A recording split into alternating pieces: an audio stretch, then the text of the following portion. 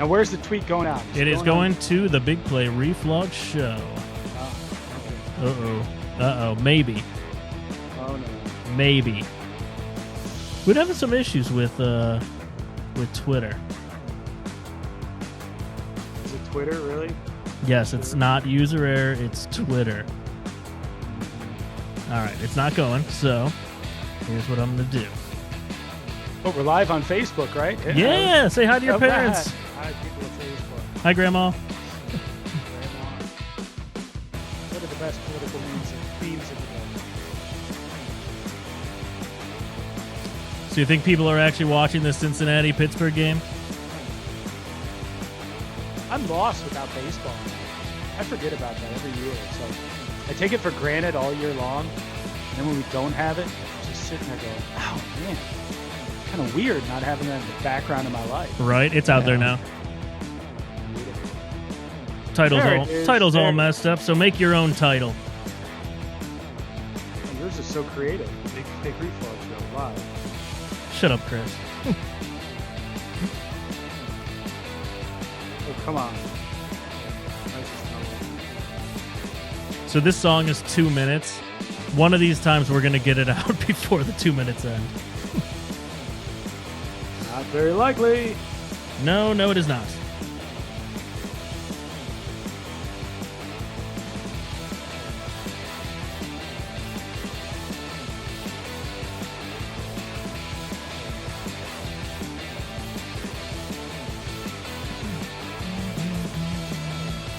What's up, everybody? File on in here. Oh, we got some people on Facebook watching. What's up? All right. Oh, I copied the wrong link. One more time. It's a very professional show we have here. We need a longer song. We need a longer song. That is right.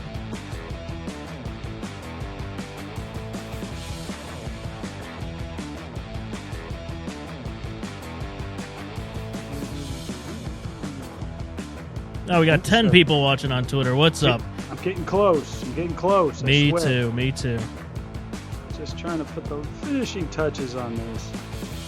Need the right emoji. You'll get it. There we are.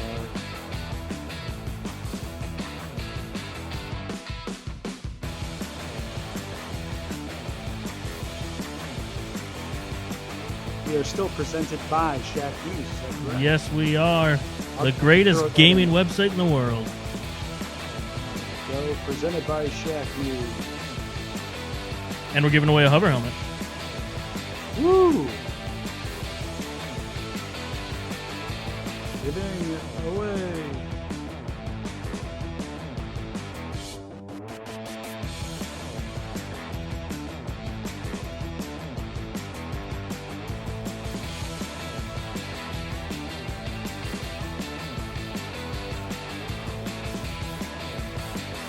We are almost there, ladies and gentlemen.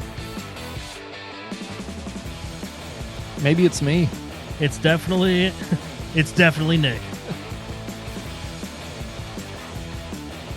All right. Okay, I'm ready. You got it out there? I got it out there, I believe. Yep, your tweet was sent. I'm so proud of you. How about that? That only took me 20 minutes. I'm going to go ahead and pin it to my profile. Boom. Next level right there, Dave. Next That's how you level. tweet. You're a tech savant. That's right. Oh, I'm not starting this song again. I almost got it out there in 3, 2, 1. It is out there. Beautiful. Music, by the way. We need some new music? New music, yeah. Yeah? All right. Just I'll get right let's on think that. about it. Let's think about it as the season progresses. We just need, I don't know, a new flavor, I think. Yeah? More winning mentality music? I think so. Maybe more upbeat. That's a kind of a driving thing you got right there. I think we need more upbeat, celebratory. That's what I would like. Phil Collins. Phil Collins. Phil Yeah, Collins. right, yeah. There you go. All right, yeah. Well, hey, let's get this sucker kicked off here. We finally made it. It's 9:07. And the Big Play Reflog show is brought to you by ShackNews.com. ShackNews.com. Shack News, your go-to for gaming news, covers all your gaming content needs. They have the latest reviews and articles covering everything in the gaming universe, including a story about the new Minecraft Nether update. My kids will love that. Nick, you're looking at me all weird there. As well as a hands-on preview of the Microsoft Flight Simulator. Looks really, really cool. Head on over to Shack News and get into the conversation. Click on that Shack News Twitter profile, because when it comes to gaming news, there is only one site to visit, and that is shacknews.com. We're going Browns heavy today, gentlemen. Let's get this show started. It's the Big Play Cleveland Reflog Show. Okay, do you need medical attention? Yeah, What is wrong? I don't know. I ain't no goddamn doctor.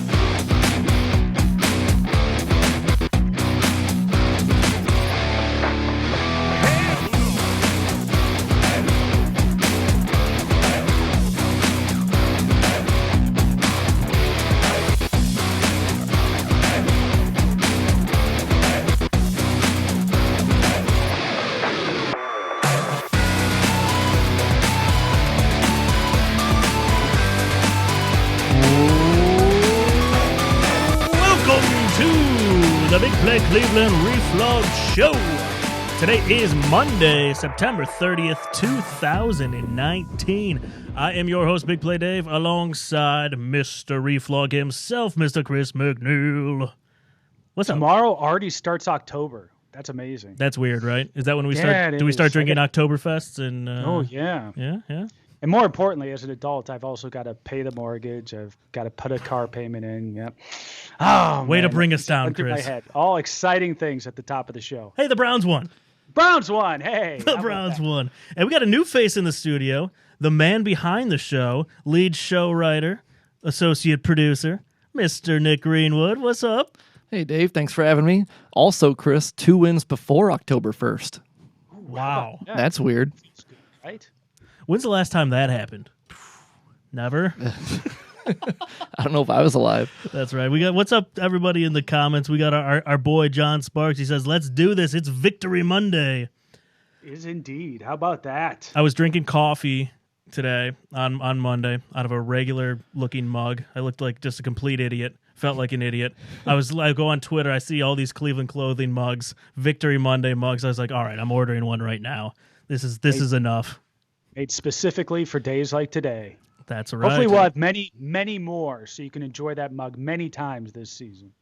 That is right. All right, so we got a great show for you guys tonight. So tonight on the Big Play Cleveland Reflog Show, we got Power Rank Monday, presented by our buddies over at Hover Helmets. We're going to give away a Hover helmet tonight, too. Thanks for all those retweets. Thanks for all the people, following the show now. Good stuff. They're very, very cool, as you can see right here, as my microphone's kind of covering it up there. And then we will get in. So for Power Rank Monday, we're going to do the top 3 things that impressed us the most about yesterday's game. Indians game? Yes, the Indians game. Okay. Really Just like how Tito battled. Hashtag battled. It's a process, Dave. That's right. Got to stay aggressive.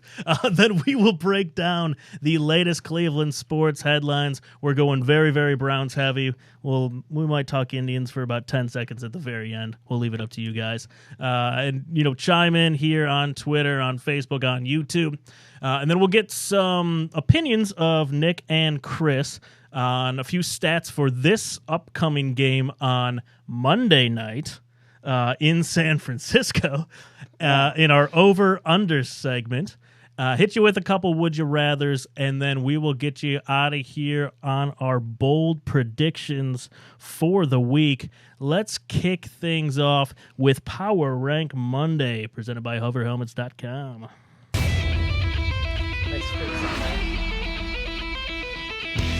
It's time for Power Rank Monday. Football season is in full swing, and the Cleveland Browns are in first place. I cannot think of a better way to celebrate by them picking up a Hover helmet today at hoverhelmets.com. They have all your favorite teams in stock, ready for you to pick up. They got Browns helmets. They got OSU helmets. head over to Hover Helmets today, hoverhelmets.com. Nick, a little piece of advice for you. Don't let Vontaze Burfict get near that helmet. He will definitely hit it with his own helmet. Go check him out, guys. Hoverhelmets.com. It is this cool-looking helmet right over here. This magical, magnetic thing. Nick didn't quite know what was going on here. New in the studio here. Good stuff.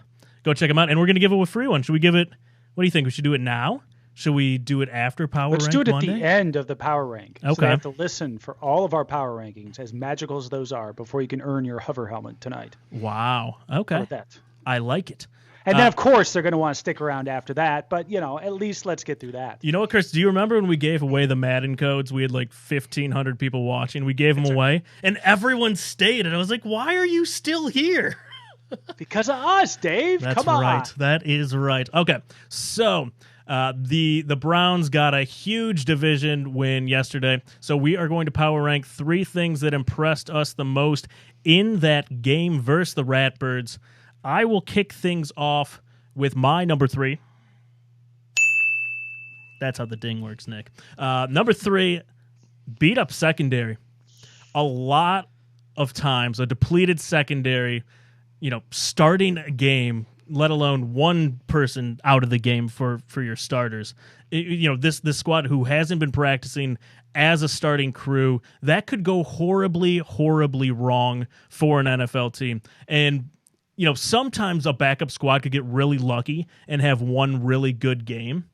They've had 2 really good games. So I don't think this is a fluke. I think we have one of the deepest secondaries in the league. And that was against the number 1 statistically ranked NFL offense in the Ravens.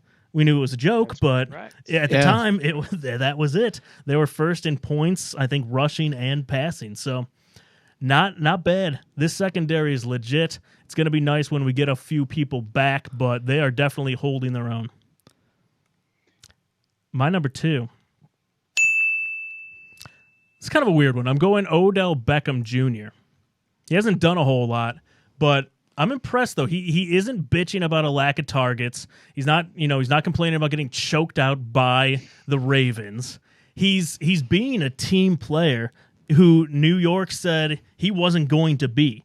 And so he's drawing safeties so Nick Chubb can run 88 yards. He's drawing double teams so Jarvis can absolutely go off like he did against the Ravens. He's doing a lot just being out there. And I'm super impressed. I'm not surprised either that he's handling it really, really well.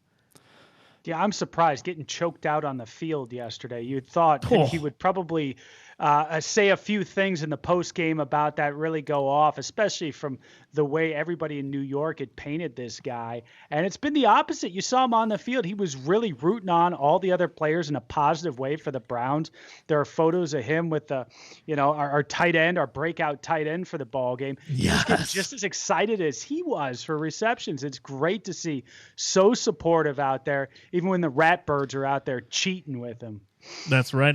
Checking in the comments here. We got at One Leg Man. He said he can't hear that too many times. Browns in first place. Love that. And then we got Andy Strickland on Facebook. What's up, Andy? He says, how about them brownies? How about them? In Beckham, I mean, the way that he handled himself the whole game, like you said, was pretty impressive. He was getting held every play. Even the announcers showed 3 or 4 of them that he was getting held on. I mean, from everything you heard about him, you would think he wouldn't have handled it as well as he did. Oh, yeah, he was a very expensive decoy, that worked. Jarvis Landry just went off yesterday. Nick Chubb went off, and OBJ had his little catches at the end of the ball game, but they were still keyed on him all game long, and that is an important role, even when he's not making those one-handed catches that we've become accustomed to. So I am with you on this one. I am with you. He's kind of the unsung hero, which is a little odd for Odell Beckham to be playing that role. Yeah, and I think some of those runs by Chubb, instead of 88 yards, could have been like 20 yards if that safety or that cornerback hadn't been so preoccupied by Odell Beckham. So I think that's helping a whole lot. Yeah, and Kitchens, people were getting on Kitchens for not trying to get him the ball, but he tried. He gave him that triple reverse. He dropped one, too. He did drop one, which is weird for him.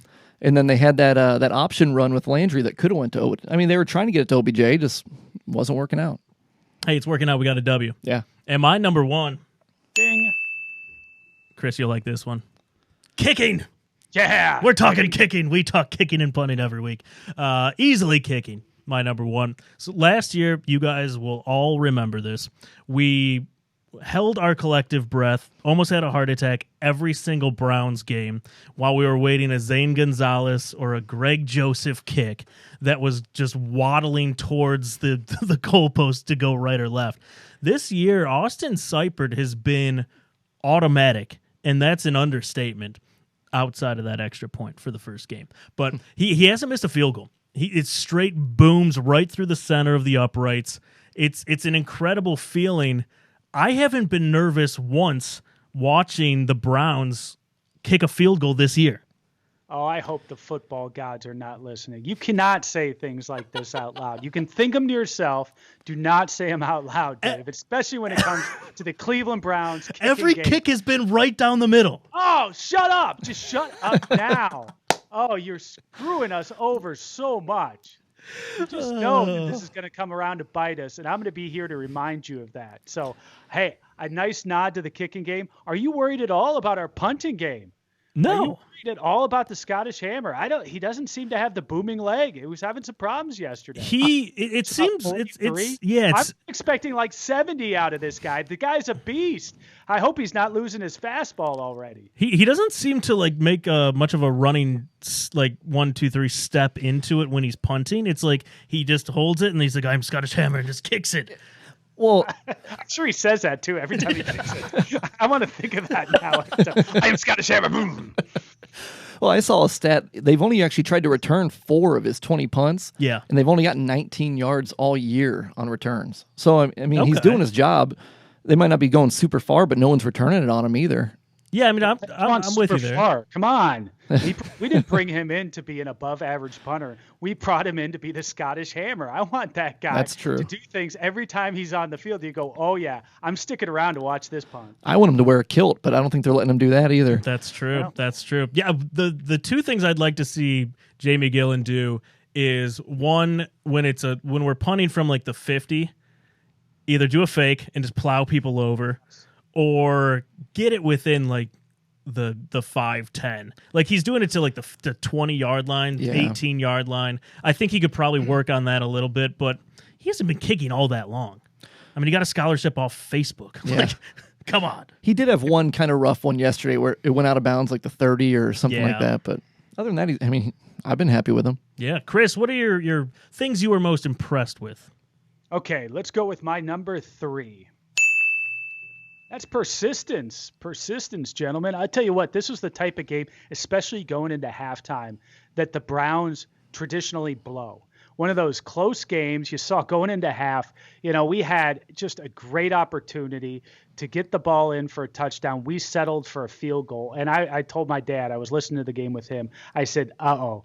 I said, that's going to be significant. And with older Browns teams, that would have been. You've got to put it in for touchdowns. But, they continued the second half, 9 minutes left. Of course, Chubb breaks off that huge run, 88 yards. That's finishing. That's closing. And these Browns seem to be able to do that. And at least they did it yesterday. Ended up blowing them out. Really got some great momentum in the second half. That's the kind of thing we didn't see from Browns teams in the past. And it was just great to see on the road to be able to bring that kind of energy all the way throughout that ball game, not be a let up where the fans are going, what the heck happened? Really riding out on a high. So that is my number 3, persistence for the Cleveland Browns. Nice. Number 2, talk about persistence from the team. How about our fans? How about our fans all season long? And especially these road games. Obviously, we're 2-0 on the road, and I think our fans have had a part of that. You saw by the end of that ball game, it was all Cleveland fans that were there, and I think that we had a pretty damn strong contingent there. From everything I saw videos before the game of bars that were just taken over in Baltimore by Browns fans. Either they had tickets to the game and they were going afterwards, after pre-gaming at the bar, or they were watching there and didn't have tickets, but it was Baltimore bars, and we were just taking them over. Same thing in the stadium. I think that's great to see. We saw it in New York. Now we see it in Baltimore. I expect to continue to see it. This team travels like an Ohio State Buckeyes team. That's why they love having the Buckeyes and Bulls. Same thing for the Cleveland Browns. These opposing stadiums had better watch where they're selling their tickets. Otherwise, it's going to be a boatload of Browns fans, and I love to see that. Love to see that. It's incredible seeing them on the road, especially that Jets game. Yeah, especially that was awesome. Took over a lot. I mean, you took over a lot. I've never seen anything like that. Never seen anything like that. Looked like the Muni lot, Dave. Yeah, we got a here we go Brownies, here we go, all caps from our buddy Techno Sucks. Love it. I feel like we're on the post game show. We got Techno Sucks and John Sparks here in the comments. You're back, baby. And my number one here, Dave. How about Baker Mayfield? I like the fact that he's keeping the trolling kind of at a minimum level, kind of at the right level after that game in the post-game presser. They asked him about Rex Ryan's comments, and he said, hey, we're not giving any of the credit for this to Rex Ryan or anything he said. No motivation, nothing along those lines. I like how Baker can stay calm, cool, and collected under pressure, trolling just the appropriate amount when the chips are down. So you did your talking on the field, and then afterwards you didn't have to say a whole lot. It was done. And Rex Ryan, I think, went on this morning and kind of gave a hat tip to Baker for his performance yesterday and for pulling out a victory. And I think that was well played. So I love seeing those kind of rivalries, and I love the way it turned out in this particular case. They were talking on the Dan Lebitard show this morning. I forget. John Sparks in the comments he showed it to me, and I forget the guy's name. I think Ruiz is his last name on that show. Do you know who he is? He's a Cleveland guy, but he was just going off on the national media, and he's on the national media, and it's just it's an incredible rant by this guy, sticking up for our Brownies. Fantastic stuff. Nick, what do you got for us? Top 3 power rank most impressed things from that Browns game. My inaugural one. Let's hear it. My number 3. My first ever ding. Odell Beckham Jr.'s arm. Ooh, yes. On that triple reverse, when they let him pass that ball and he was breaking 2 tackles, and as he breaks 2 tackles off 1 foot, he throws the ball 50 yards downfield.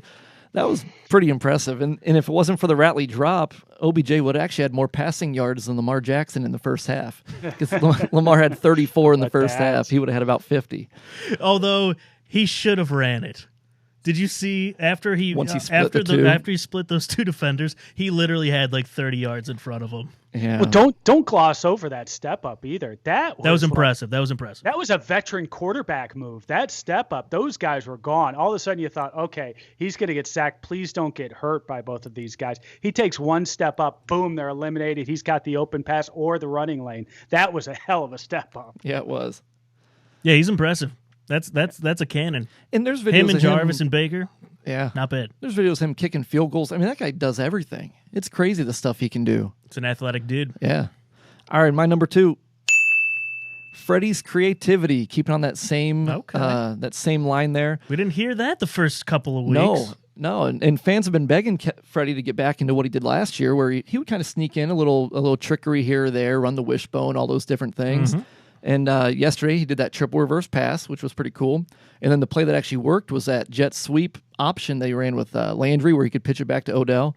And he busted that off for 25 yards and almost got a score on that one, too. Yep. So it was kind of cool to see them actually running things like that and that up-tempo and a little bit more fun style of play that I think Baker loves. And I know I like watching it. So that was my number 2. I will say one thing to that. One of the things I said last week that I would really like to see this offense do is just shove it in the gut of Chubb. And at the heart of this offense, that's what he ended up doing. Yeah. And that's what brought us a victory. So I love the creativity. I love that kind of stuff. But then at the heart, if you're able to do that with Chubb, you're able to do those other things. So I think that's very important. And I'll give him kudos for that, to have that kind of balance so that we have an attack that really put Baltimore back on their heels all game long. It's a lot easier to do when you have a guy like Nick Chubb. Yeah. Huh? Yeah. Figure. All right, and my number 1. The thing I was most impressed with in the whole game was that one ref's ability to casually watch a man get choked half to death, and he doesn't even blink an eye. Dude, he was standing right over him. He didn't move, didn't tap the guy in the shoulder, nothing. Just stood there and watched, was it Humphreys choke out Odell Beckham. I mean, even if Roethlisberger was laying there, I would at least pretend I was trying to help him. I probably wouldn't really help him, but at least bump into the guy or something. Now, to be fair, Big Play Eric, he's from Baltimore. He said, hey, you don't have to go easy on my Ravens tonight, but he said Marlon Humphrey is actually a very nice guy, so don't judge him on him choking a man. Well, and I don't even blame him that much. If you're in a fight in the NFL, you can't punch anybody. All you can really do is Don't you grab love that and- when they punch each other in the helmet? right in the helmet, break their hand. Yeah. So, yeah, I guess so. What's up, Juan, in the comments? He said running 22 miles per hour in that 88-yard breakaway by Chubb. We got Hewitt, GE16, says, I think we can all agree OBJ is a better quarterback than Eli. Wow. Wow. There's a spicy take for you. That's How right. about Baker running after him too, and all those pictures Oh of Baker my with his arms God. out following Chubb on that? I mean, that is so cool. Just that photo of him in the background is so great. I think it was, and I'll give some kudos to Cleveland.com. I think they put out a photo of that one next to the one from the Miami Heat. If you remember from LeBron. Oh, yeah. James That made me Dwayne think Wade. of that. Yeah. Yeah, and they compared the two photos. I hadn't thought of that one, actually. And I thought, oh, that's pretty good. They're both kind of iconic in their own way. You see the one guy performing, the other guy just getting out of the way and kind of enjoying it. So I thought that was a really cool photo. Scott Foster from Baltimore on Facebook. So he's from the Birdland BS podcast here on Big Play on Tuesday nights. 8:45 free plug. Scott. He said same ref didn't say anything when Odell threw the punch. Yeah, I didn't see the punch. we I don't never we saw don't that. care about that. We don't All care right. about that. Get Nothing out of happened here. before. Get out of here. All right, that was your number one, right? Yes, sir. Nice. All right, let's no guess. For helmet? No. Oh yeah, I was gonna forget. All right. We did a random. Where is it? Hold on. All right, we're gonna give away a hover helmet. Let me get a drum roll. I think I actually put a drum Sounds like a roll in helicopter. here. Hold on. Sorry. But Oh, I did one. Wait, hold on. I don't know where it is. Hold on. that's some production value right there. That's well done. Isn't it? Oh, Isn't yeah. it? One more. Oh, you nailed it. All right, the winner of the hover helmet is from Twitter, Brian Music at Brian Music on Twitter. Congratulations. It is at Brian Music, MUSICK on Twitter. You got yourself a Browns hover helmet. It's gonna look good in that man cave or at your cubicle or wherever you are. Good stuff. Congratulations to you. Shoot us a DM to the show, and we'll get that thing out to you. Oh, it looks like we picked the right guy, too. I just went to his Twitter page. It says Cleveland's biggest fan. So, wow. Oh, wow. Chance of that. We found him right there, huh? Unequivocally, the Cleveland's greatest What fan. are the chances? We did it. What is that from We from did. Elf? We did something. World's best coffee? Wow, you did it. It's incredible. Congratulations. Oh, man. All right, no guest this week, so we are going right into, what do we got? Cleveland headlines, right? Yes. Yes, Cleveland headlines presented by our friends over at the Cleveland Clothing Company. Let me talk for the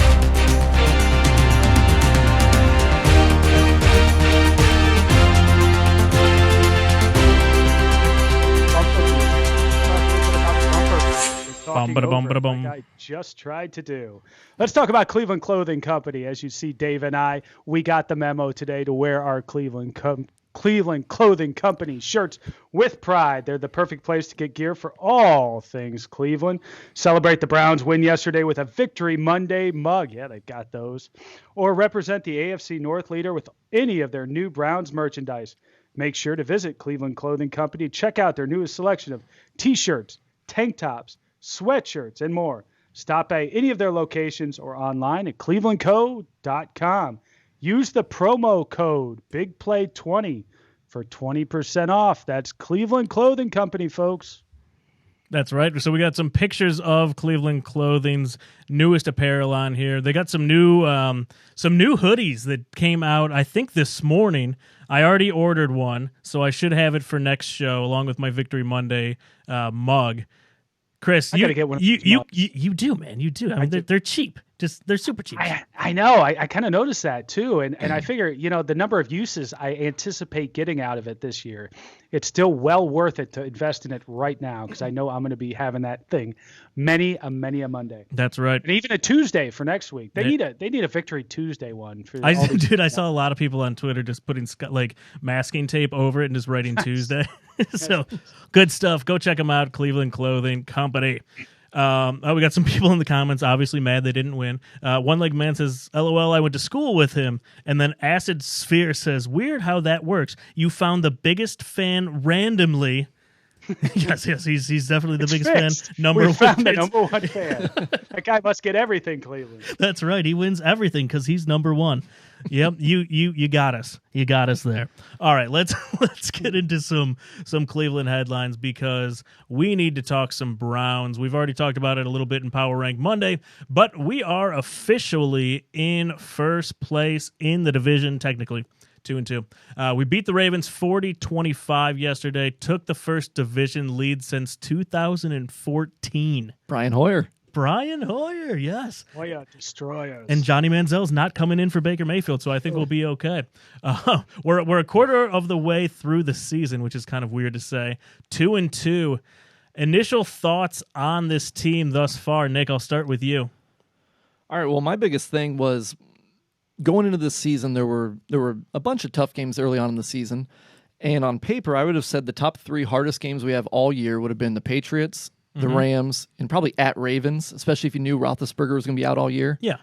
And we've already played 2 of those, and we're still in first place. So to play 2 of your top 3 hardest games and to still be in first place, I think anybody would take that. Yeah. We still have some tough ones coming up. The Bills look really good. We still have the Seahawks at home.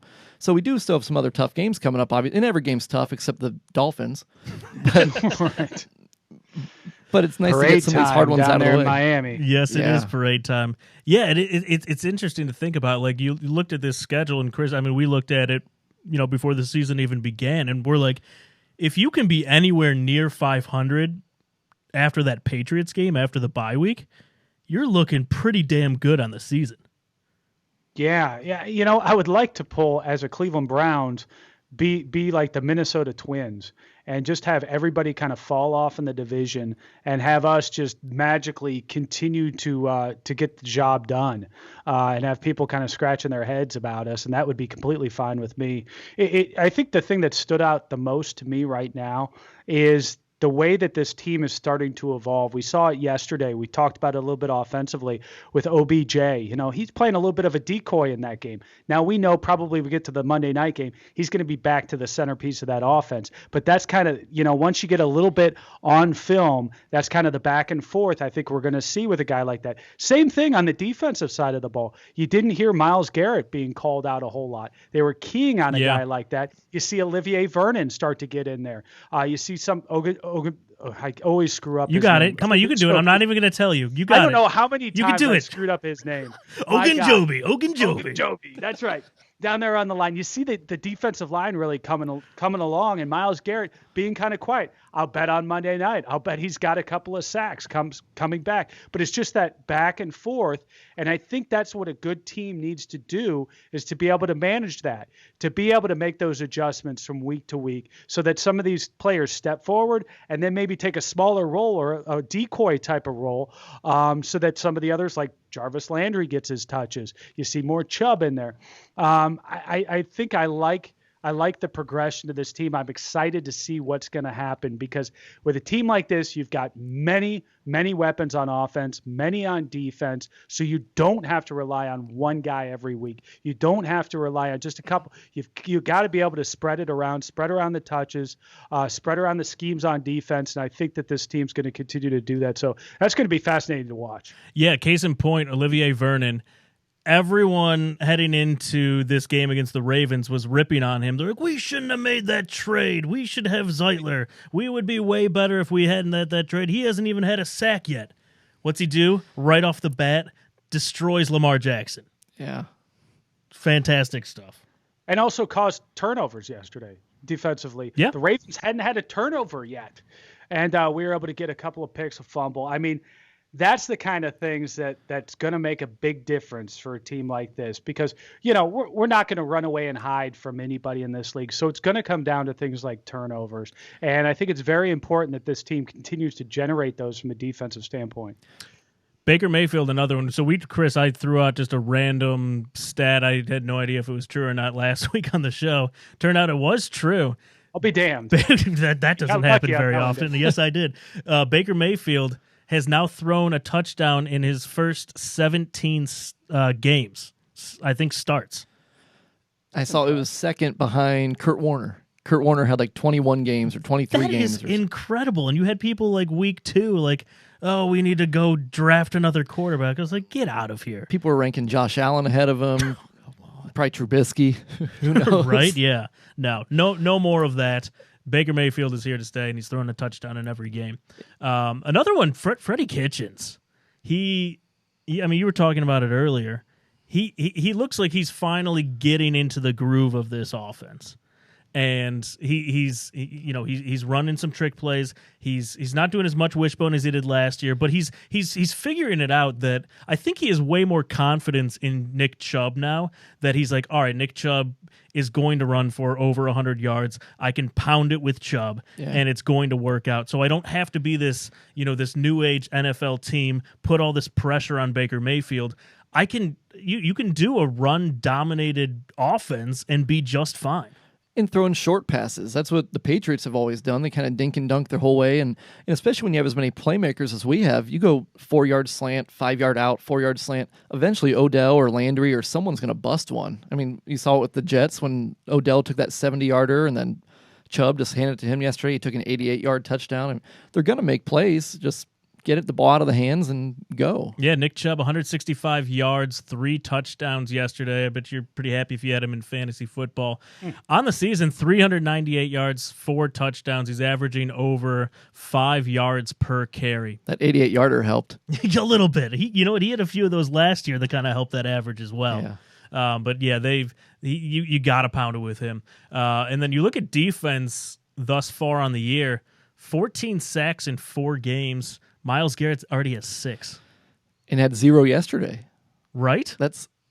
You put up a 0. I think he only had like 1 tackle yesterday, literally. I wonder if they had him just kind of setting the edge the whole time, and they probably didn't want to let Lamar get out of the pocket. That's kind of what I thought throughout the game, because usually he comes off the edge and he kind of tries to beat the tackle quickly, and then by the time he turns that corner, Lamar would probably be gone if he started flushing him out. And I wouldn't want Lamar in open space. No. He made us look bad a couple times yesterday in open space. Chris, Austin Seipert, 7 of 7 on the year. Long of 48. But hey, we'll take it. 7 of 7. Did you think we were going to see that? That's got to be some sort of a Browns record post Phil Dawson, I would imagine. That's really good to see. And then on extra points, he's only missed 1. It's funny to say only missed 1. You love to see that. You love to see out of, just like I talked about turnovers, this is the type of team that's not going to run away and hide from anybody. So it's going to come down sometimes to field goals and to just doing the little things. And it's nice to see. It looks like we've got a reliable kicker that we can that we can depend on in those situations. And punter, Jamie Gillen, 20 punts, 11 of those, as Nick said earlier, inside the 20. So stop ripping on the Scottish Hammer, man. I just expect more. He came on this show. He's got the long flowing locks.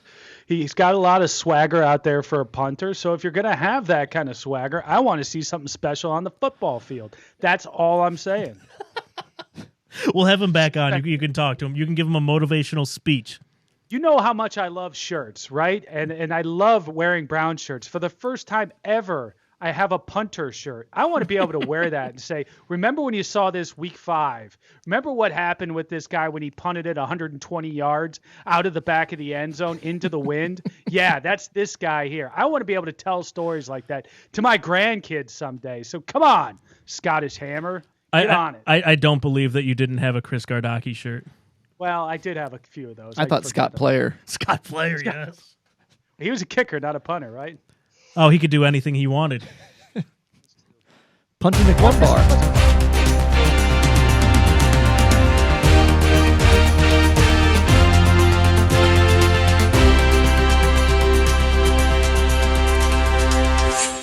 All right, let's let's move on because we are heading back to prime time football for our Cleveland Browns. They're taking on the undefeated 49ers next Monday night, so we'll be moving our show to Tuesday night. San Francisco coming off a bye week. What are you guys looking for in Monday Night Football contest?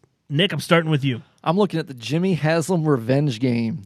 Kyle Shanahan, Browns versus Kyle Shanahan. He infamously made that PowerPoint of like the 26 reasons why he didn't want to be part of the Browns anymore, right in front of Haslam. Just to see the Browns get to come back and maybe get a little revenge on that would be nice. And Haslam's had his issues with a lot of front office people and coaches, but this would be a good one to get. Yeah, I'm with you there. Chris, what do you got? Well, I'm kind of scared of the Niners coming off of a bye week.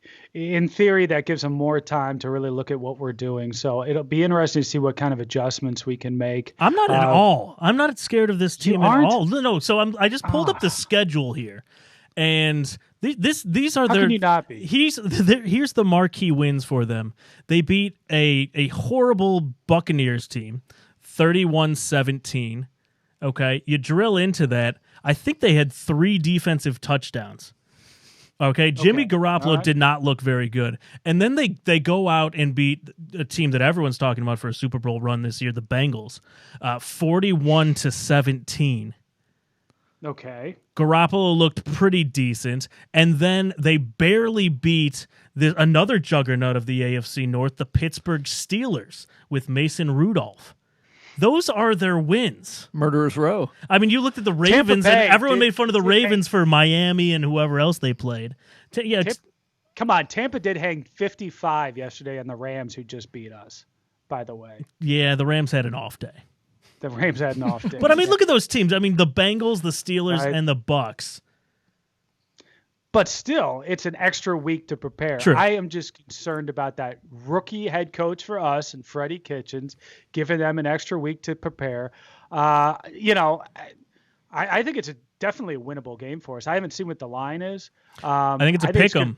I think it's a pick 'em. I think it's 3. So for the home team, wow. yeah. Oh, that's fantastic. It's always tough for us to go to the West Coast. It's always tough for us to play on national TV. It seems like the more these games get built up, the tougher it is for us. But I don't know. It'll just be a matter of riding the momentum that we've got right now. I really like the direction that we've started here with Baltimore. And if we could continue that, boy, that would be huge. This would be another chance at a real nice coming out party for the Cleveland Browns. Yeah, and I mean, going back to San Fran, kind of why I'm not that worried about him. Like, Jimmy Garoppolo's looked okay. He has not looked phenomenal. Their running game is actually what has kind of helped them out. Like Matt Breida, who's this? Raheem Mostert or something. Yeah. He was with the Browns at one he? point, I thought. Was he really? I feel like he was. Maybe I'm wrong on He is that. destroying it. Yeah. He's like their featured back now over Breida, and I think they've got Tevin Coleman as well. And then And he might be out. And Yeah, Jarrett he's out. McKinnon was supposed to play for him, and he's been out. out. Yeah, he's been out for a few years now. But they've got like 3 to 4 really, really good running backs. And that's just the Shanahan family. Wasn't Mike Shanahan always pulling running backs out of thin air and Right. making them 1,000-yard That's backs? right. That's exactly right. They just know how to handle a running back. Yeah, so I don't know. Of course, I'm not And you worried. got to watch their tight end too, Kittle. That guy's been playing fairly well. They've got a few weapons that I think that we need to really watch out for. I don't know if our defense though plays the way they have been playing. I think I'd put them up against anybody. Yeah. I'm not particularly scared of anybody necessarily in the NFL if we really play to our potential, and if our secondary continues to surprise. Because I don't know when Denzel Ward's coming back. I don't know about Greedy. I don't know where we're at with those guys. So like you had said earlier, it's going to come down to some depth and these guys really coming together. And I have been just blown away that they've played as well as they have, because that was really thrown upon us. I stupidly said early in the season, boy, this team is really healthy right now. And sure enough, the football gods listen to me. This is why I got on you when you start talking about our kickers, Dave. The football gods always listen to our show, and they got on us in the secondary there. And these guys have played fairly well, so hopefully that keeps up when the lights are on Monday night. Yeah, that's true. How many times do you think we need to run the ball with Nick Chubb this week? 20 plus. 20 plus, Yeah, right? it's gotta be It's got to be 20. 20 plus. Yep. Yeah. keep that going. I mean, why not? Let's not make this game more difficult than what it is. If you have a guy who is just killing people like Nick Chubb is, just give him the ball. Don't get too cute with it. Have that as the centerpiece. If you want to get creative off of that, that's fine. But have that as the centerpiece and keep rolling with it until somebody figures out how to stop it. Continue to do it. Old school. Now, going along with that point, do you think that they need to make a more concerted effort to try to get Odell Beckham Jr. the ball, especially in prime time? He's looking to shine. Or do you think they just do what they did last week, give what the defense gives you, and just go from there? Dave, I think you've got to do that. I think you've got to. You got to do what? I think you've got to take what the defense is giving you. Don't force the ball. Don't ask a young quarterback, a young team, put them in a bad situation by starting to get into this politics and asking for the ball. And Odell, for his part, he hasn't asked for it. He hasn't done anything. Right. And who knows what's happening inside that huddle. But I wouldn't start forcing the ball. And that's just absolute tragedy starting, just waiting to happen for the Cleveland Browns. So if they give it to you, which they eventually will, you keep killing them with Jarvis Landry, keep gouging them with Chubb, and all of a sudden they're going to take their eyes off the ball, and then you're going to be able to take the top off the defense and go up to OBJ. And so I would look for those opportunities to come in big chunks rather than trying to force it into them every other play. Now, Jimmy Garoppolo, he's been sacked twice on the year. He'll be sacked twice by Myles Garrett alone in this game. Wow, going bold prediction right off the bat. And then we'll give Ogunjobi, OBJ. He'll have one too. Yeah, I could see us getting after him a little bit. Yeah. I don't think he's that. I guess I don't know, but I don't think he's that mobile, is he? I mean, I don't think he's eluding sacks. No, he's doing the ball out quick. He's managing the game. He's getting the ball out, and he's got the running game that's really, really helped him. I mean, you look at it; they've got 525 rushing yards in 3 games. Yeah, and I'm sure that helps play action and everything else. And you're right; they're probably not going after him that hard. So, if you guys had to pick one key to a Monday Night Football, to this game, who would it be? We do it every week. Chris, who would you pick as your key to the game on Monday Night Football to beat the San Francisco 49ers? Who's my overall key? The key to the game. I'm going to look for Myles Garrett. I really want him to come out and set the tone for that defense once again. After having a game where he wasn't asked to be, I think the number one guy on defense to really, really set the tone. I think of this one, I would like to see him set the tone. I really would up front. Really get a push in there, really put them on their toes or on their heels back there. And Myles obviously can do it. And really get the defense fired up and then use that energy back on the offense. When you're on the road, tough environment, blah, blah, blah, Monday night, I think it's very important to kind of set the tone defensively because it will take a lot of pressure off of young Baker Mayfield. Nick? I was going to go Myles Garrett too, so I won't. I'll go with Nice. Dave. I stole yours. You did. I'll go with old Ben Kenobi in the middle. Yes, Obi-Wan. I'm going to go with Dave's guy, Austin Seibert. Seibert. No, it's Seibert. Remember, and Jim Nance said it's Seibert. Yes. Oh, that's true. That's true. Well done. I'll go with him, especially because it's a Phil Dawson game. It's the Browns versus the Niners. Those were Phil Dawson's two big franchises. Dawson Bowl. So we'll say Seibert's gonna be the hero of the Phil Dawson game. Oh, wow. All right, I like that. I'm gonna go. Actually, Chris, with your boy Larry Ogunjobi. Old Ben Kenobi. That's right. You have to stop the run up the middle. Matt Breida. Raheem Mostert, was that his name? Mustard. Raheem Mustard, we have to stop him. But if we can stop the run where Jimmy G doesn't have a 2nd and 2 or whatever to spread out the field, I think we win this game handedly. I think we could win by over 20 points. On the road? On the road, Monday Night Football. Everyone back to America's team, the Cleveland Browns. Now that's That's a statement game. You start doing that back-to-back weeks. You go Right. into Baltimore. You go into San Fran. You put a licking on both of those teams. Then you've really got the country talking. Then they're talking Cleveland Browns for much more than just if they can win this division. That would be huge. I am with you up the middle there. Sheldon Richardson, too. Add him into the mix with those two. I really like what this defensive line could do as far as setting the tempo, setting the pace, and dictating things for that offense. So I hope that defensive unit can come through on Monday. I think it will. I think it's going to be a blowout. All right, I'm going to give you guys some head-to-head matchups for this game between some players, and I want you to decide who is going to be better on Sunday. Nick, I'm going to start with you. Who is going to have more sacks, Myles Garrett or the 49ers? Now, to put that in perspective, Myles Garrett has 6 on the season. 49ers only have 9. Okay. I'm still going Myles Garrett. I like Garrett. Chris. Hell yeah. What? That's loud. That was. What? Chris kind of sold me on Myles. He's going to have a big bounce back game. I know everyone was kind of down on him yesterday. 1 tackle, no sacks. He'll come out and get at least 2, I would think. 3 puts him in the lead. I saw one guy has 9 already. Who? Who's making Myles look It bad? might be a guy from the Buccaneers. He had a weird name. Shaq Lawson, I think maybe. Shaq Oh, somebody. really? I think it might be Shaq Lawson. But yeah, I heard today he had 9. Wow. All right, Myles, step it up. A hits 3. What's up, buddy? He says, by the way, I need that shirt, Dave. Chris, he can't see that you're wearing the same one because your laptop's he wants covering your it. version, not mine. This one's Looks way much better on you, Dave. Way better. Look at mine.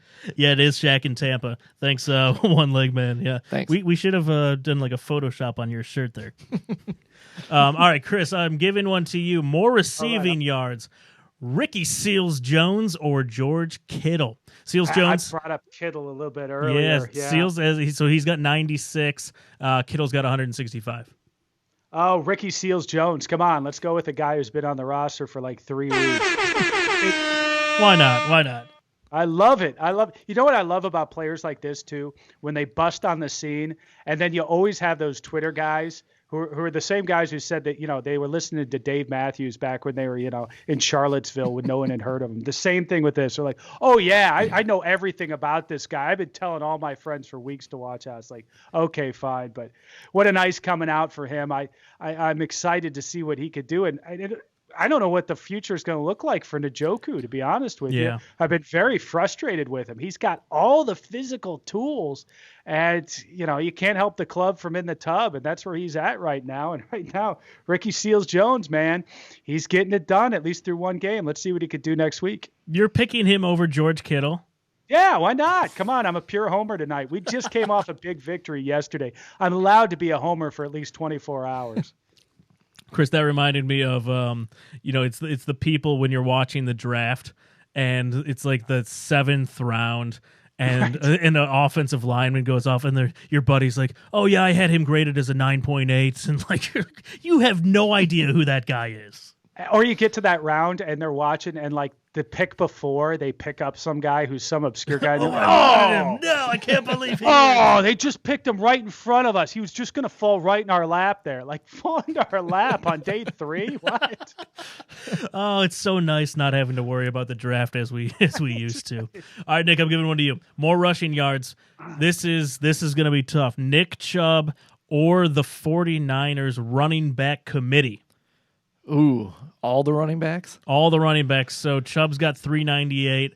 San Fran's running back core has 509. What did Ingram have yesterday? Do you guys remember? I didn't. He had to be close to 100, I would think, or maybe not. He had a decent game, not as good as Chubb. So we're not stopping the run all the way. I'll still go Chubb. I'm with Chris on the homer. You got to ride the homer. Chubb, they'll give him the ball a lot. He'll get it 20 times, and I'm sure we'll figure out a way to stop those Niners running backs. I'm telling you, if we stop that run, we win that game handedly. All right, Chris. More touchdowns, Baker or Jimmy G? Oh, Baker. Come on. Now that's and rushing, because I could see Baker sliding one in there, getting an opening. By the way, Baker's faster than I thought he was. Yeah, he clocked in at 19 miles per hour. Is that what it was? I think so. Was that the one when he scrambled out of bounds straight Hold straight on, down the right. my guy Juan on Facebook put it out there. Let me go look for it. Yeah, it was about 19 miles per hour for Baker Mayfield. Wow. That's Flying. incredible. I can't ride my bike that fast. He's drafting off a Chubb there on the other side of the field. Yeah, so But yeah, I could see it. You know, you've seen enough of these where there's still shots where he has a lane going into the end zone. Now, those still shots aren't really worth much. We all get a good chuckle over them, but those holes close up quick. But I could see him taking advantage of one of those eventually here and making a nice little run to the end zone. So between passing and rushing, I will say he will have more combined touchdowns than what Jimmy G will. All right, I like it. Prediction for the game, Nick. Ooh, Browns, because they have to win because that Patriots game's They have to. looming. I will go Browns 24-16. On a weird number. Okay, I like that. Chris? Browns 40, 49ers 30. How about that? All right, I'm going Browns 42, Niners 17. Wow. It's going to be a We're gonna see some blowout. scoring. We're going to see some scoring here, I think we boys. will. I think we will. It's going to be 6-3. By the way, if Phil Dawson Bowl, baby.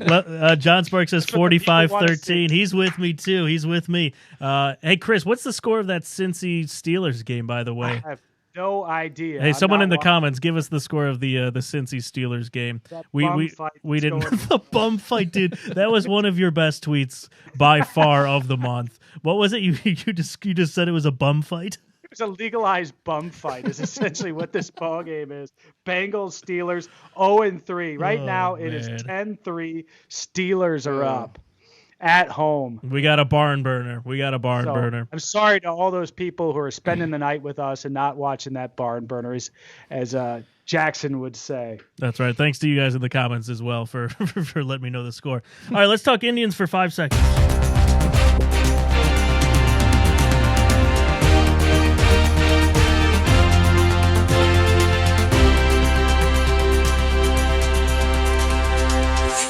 All right, so we finished the season 93-69. Nice. Chris, you you gave them a pretty nice compliment last week on the show. It was a fun season. There was a ton of negativity throughout the year, early on, midway on. The last 5 games were atrocious. It's over. Open-ended question here. Any thoughts on the Tribe now that the season's just kind of come to an end? What a weird season. It was. You start off, you get the ownership saying, hey, enjoy him when they're talking about Francisco Lindor, our best player. You get through the middle of the season, you got Cookie Carrasco going through the cancer stuff. I mean, you've got an all-star game thrown in there. You've got just injuries randomly.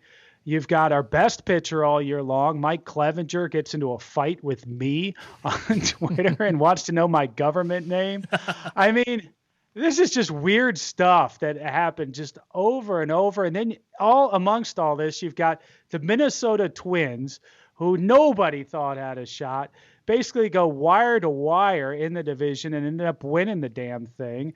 And we really, outside of a few good days here late in the summer, we didn't have much of a shot. I was completely shocked.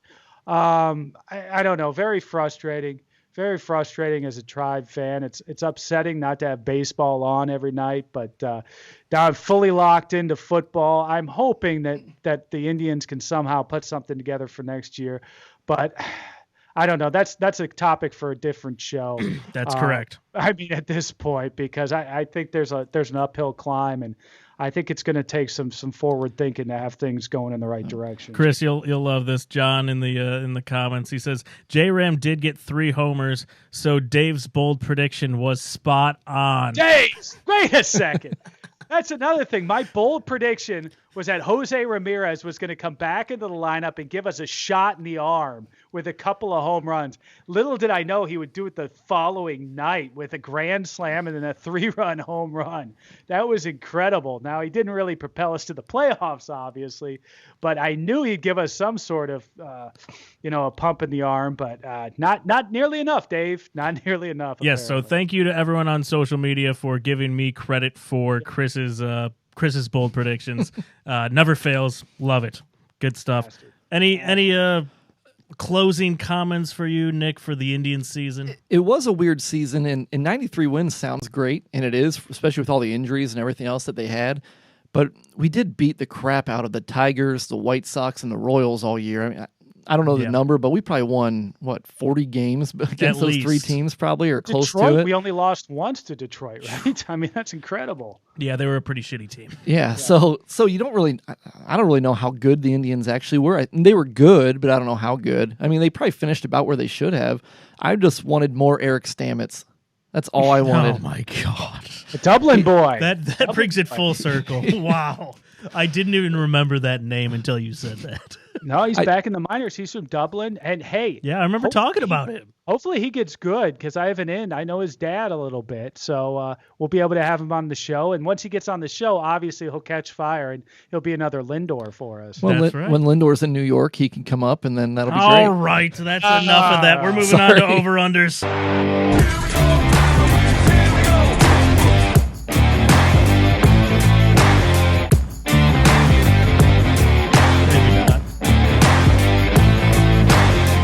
All right, well, we're gonna do. I messed up that camera big time. We're gonna do some over/unders. Good thing we don't have a sponsor for this one this week. Okay, over/unders for what are we doing here? For Monday. Did you want to do this? Is that what you said, or you wanted to do Would You Rather? Do Would You Rather? Okay, I'm gonna do the over/unders to you guys. Chris, I will start with you. Beautiful. The number is 10. Okay. Targets for Odell Beckham Jr. in San Francisco. For reference, he had 7 yesterday. I'm shocked it was 7, to be honest with you. So am I, yeah. Yeah, it didn't seem like it was that many. I'm going to go a push on this. I think it's going to be right at 10. I think they're going to target. How about that? All right, is 10. Is that too much of a cop-out for you? Yeah, it is. Okay. I'll go over then. It's going to be 11. How about He's going to have 50 targets. All right, 40 is the number here, Nick. Nick Chubb's longest run of the day. Obviously, he had that 88-yarder. What do you think? 40. That's a long one. He's good for a long one every... I don't know if he'll get one every game. I'll go over. You're going over 40? Oh, yeah. He'll have one. He'll have a bunch of 2s and 3s, and he'll bust one 50-yarder. All right. Over under 88. If you have one longer than the one this week. Over. I'm over everything. How over. are we feeling tonight? 103 yards. Over. NFL record. Let's talk about it. All right, Chris, 4. We're bringing it back to your boy, the Scottish Hammer. Punts by Jamie Gillen, the Scottish Hammer. 20 on the year thus far. He had 3 yesterday. 4 punts, over under. I think we'll go into punt formation 4 times. He'll only actually punt it 3 times because he's going to fake it once for a game winner. Game winner? Right. Punt at the buzzer. Why would we be punting if we're down at the end of the game? Oh, it's going to be a wild game. Just trust me on that one. This is going to be a wild game. It's coming down to punters. There we go. We're going to punt it 3 times. We're going to fake it once. For the Bring us to win. the promised land. It could be an overtime if we're fake punting in overtime. That is true. That is When this true. happens, make sure we mark the tape on this, okay? Oh, Because my God. Dave's got to get credit for this prediction. That's right. That's right. Give me credit. All right, 1.5, Nick. Sacks by Myles Garrett. He's got 6 on the year, 0 last week. We touched on it already. He's going to go over. Yeah. He's got to have 2. I know it just sounds like a homer, and it probably is a homer pick, but he's got to have 2. We need him to be in there messing with Jimmy G. He only had 1 tackle yesterday, so that's have more sacks than tackles. Yeah. I'm with you. Decoy. Yeah, I mean, decoy, you setting the edge. I mean, yeah. I think he was still serving a role. Obviously, if you got Myles Garrett in there, he's going to draw a lot of attention. So I'm not trying to suggest he had necessarily a bad game. I think it was just he wasn't as much of the focus of what we were trying to do. Fair enough. All right, last one. The number is 2, Chris. Trick plays called by Freddie Kitchens, primetime Monday Night Football. Well, we've already got the punter with the big one. So there's one off the board. That's a shoo-in for the game winner. So will he have one other? I think he will. We were going to go over 2. It'll be 3 at least. I like it. 3 trick plays. All right, why not? Why the hell not? You know, one of these days, I'm actually going to unify all my picks to see if they ever make sense, because my score pick and then my pick of the punt for the fake punt to win it all, it really doesn't jive very well. It's not really internally consistent at all, but, let's just roll with it. We're going to blow them out, and we're going to win on a game-winning fake punt. Let's move on. As it goes through the uprights to win.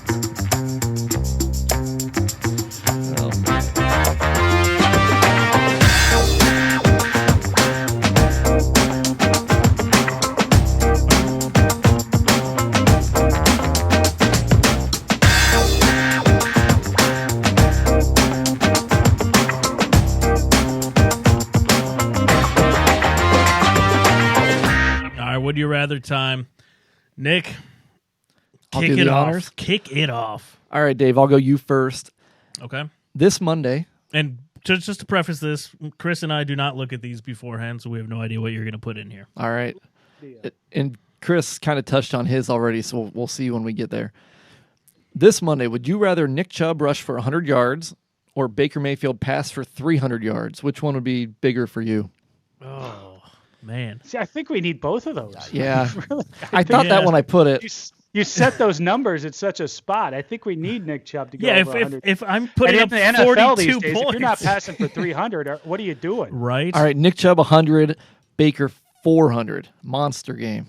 Which would I rather have? Which would you rather have? Oh, I think I got to go Baker 400. For your shootout? But if we left it at 100 for Chubb and 300 for Mayfield, I'm going Chubb, just because I think running the ball with Chubb is so important for this game and every game going forward. So I'll stick with Chubb. 100 yards for Chubb. I buy that. Plus, you get into those weird situations where you have to pass the ball a lot because you're from behind. So right. You pass for like 400 yards, you get blown out. Yeah, I think the chances of us winning are much higher if Chubb gets 100 as opposed to Baker getting 300. Completely agree. All right, this wasn't it, but Chris, would you rather Jamie Gillen have 40 yards rushing or Baker Mayfield 300 yards passing? Wow. Jimmy Gill, 40 yards rushing, baby. For I the know win. that's going to be a touchdown right there. All right, here's your real one, Chris.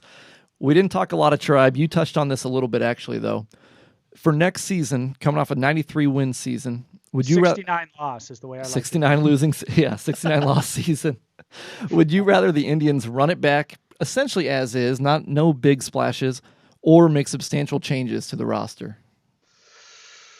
See, if I say substantial changes, I mean, we I'm all gonna know that boo means you. get rid of everybody. Yeah. Don't do it. We have good young pitching still. We do, and we continue to bring up these guys who just kind of fill roles and do a good job in our pitching. And offensively, we're kind of up and down and all over the place. I don't know. As long as we got Tito as a manager, I want to continue to keep the pedal to the metal. I have a sometimes unfounded belief in that guy, but I really think that the Indians need to keep pushing forward. You never know with baseball. You saw it with the Minnesota Twins this year. It could be us next year. We had so many fluky type of things happen.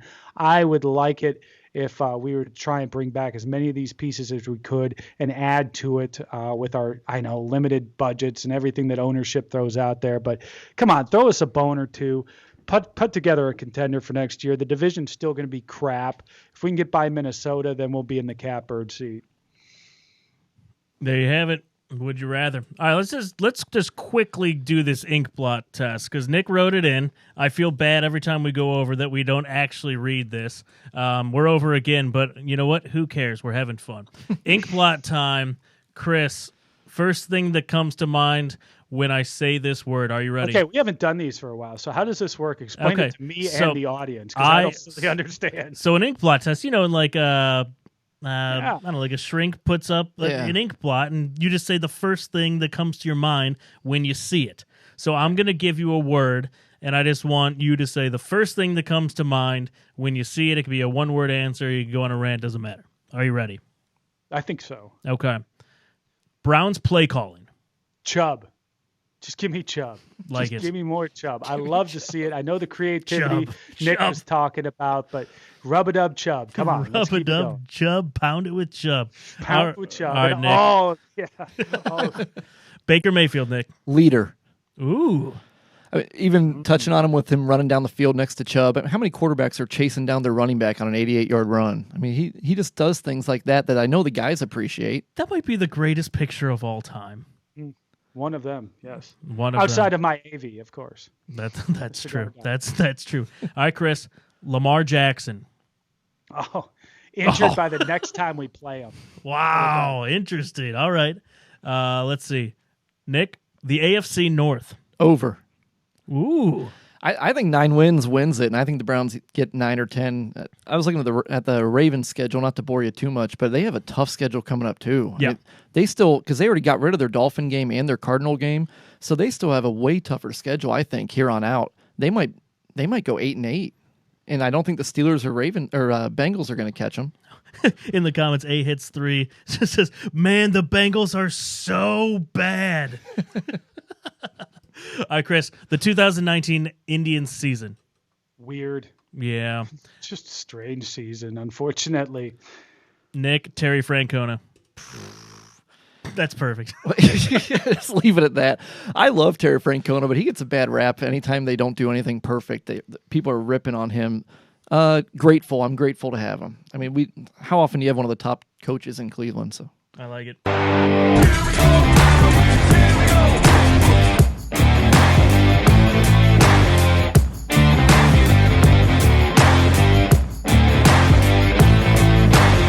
All right, Steelers 24-3. Ooh, I have to check on that. I'm going against someone in fantasy who's got Juju and James Conner. I have Juju, but I'm already finally winning. My team sucks, right, but I got one. I was up 30, so hopefully I'm still winning. All right, bold prediction time. Chris, I think you and I already did a bold prediction.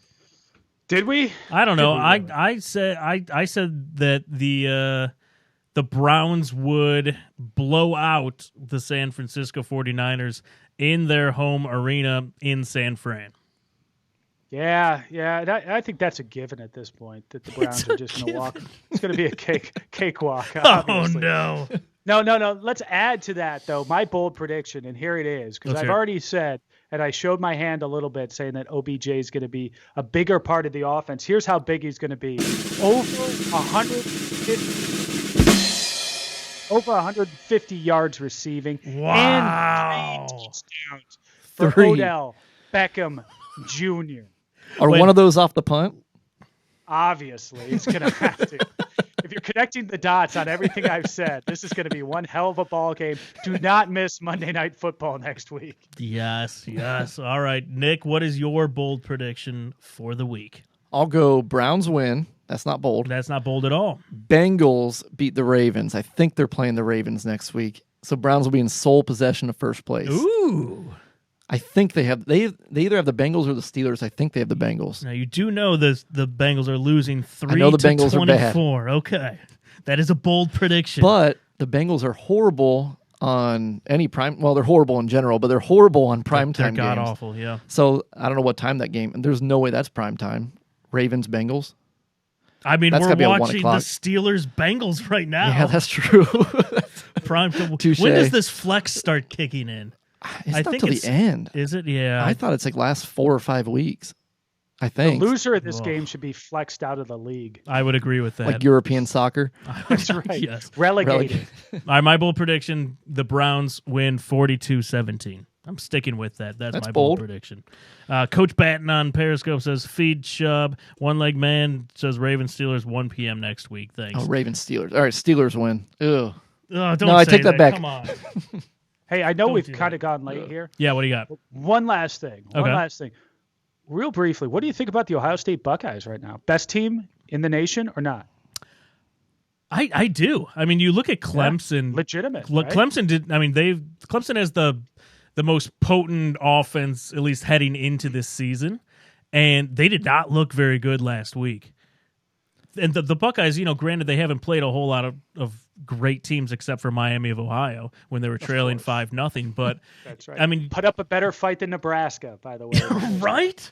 Yeah, I think they are the number 1 team in the nation at this point. No, I think they need to see if they can play someone who's going to test them, but which may not come in the Big Ten. It might not come, and frankly, you know what? I'm completely fine with that. I'd rather have the test come in the college football playoffs. Wisconsin. Wisconsin. I think we'll beat them, but I think they're going to be probably the toughest game on our schedule. I think their defense is good. What about Michigan? What a train wreck. Actually, what about Michigan State this week? Yeah. This could be a test. I don't want to That's stub our at- toe. that's at Don't wanna Michigan stub State, our right? toe. We've done that before. The Urban Meyer pizza game. Remember that when he was in the golf cart eating the pizza? Yeah. Oh yeah. Oh yeah, bringing back bad memories. Chris, what do But you think? Do you think they're number one? I do. I unequivocally. I think them or that they- Georgia. Right there. Yeah. But I give the edge to Ohio State. I think they've just been more impressive. Yeah. Game in, game out. I really do. And Nick? I only brought him up because I wanted to complete the full Homer episode that we've got going yeah. here. So I'm bringing up all the positives. We're not going to talk any Cavs this week, folks. Sorry. Darius Garland, I think he's going to put up 70 points a game. Let's get out of here. Thanks for tuning in. We will see you on Tuesday. Go Browns on Monday Night Football. Okay, do you need medical attention? Yeah. What is wrong? I don't know. I ain't no goddamn doctor.